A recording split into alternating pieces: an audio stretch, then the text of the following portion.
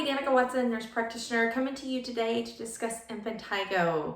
Disclaimer, this is not medical advice, recommendations, or a diagnosis. This does not take the place of a well child check or a sick visit. If you have any questions, please see your healthcare provider or your pediatrician. Okay, impetigo is another form of staph, and that's just kind of what the name that we give it. And it's lesions, typically in small children, it's on your face, and they kind of have like a honey crust to them. This type of infection, skin infection, is extremely contagious. And a lot of the times it starts as like little bumps in their nose or one little bump. And then before you know it, you have bumps around your face that are oozing, and then they get this yellow crusting over them, and it's very difficult to get rid of.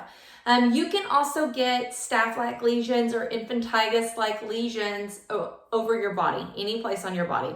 We grow staph in our nose and on our skin, and predominantly in our nose. Now, the thing is, it's very difficult, like I said, to get rid of. So once you're seen for it, or once you've identified it and you know what it is, then you really have to work hard to get completely rid of the bacteria.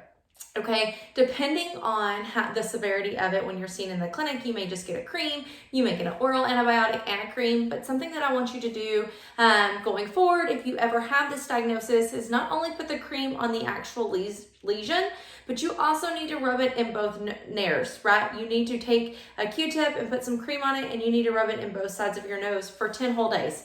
That is very important. Also, if your child were to come down with this skin infection, everyone in the house really needs to be treated. It is highly, highly contagious. So I encourage everyone in the house to see their healthcare provider and to get treated, and then to treat themselves with the cream in their nose. There's some other things you can do to try to get rid of the bacteria on your body.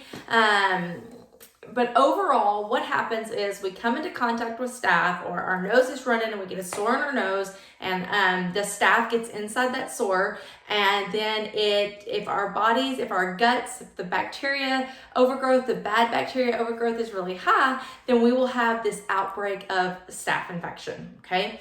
A lot of the times you'll see it in locker rooms, and then sometimes you can see it in classrooms, like a specific classroom. If one person has it, it may go through the whole classroom just because they're touching things.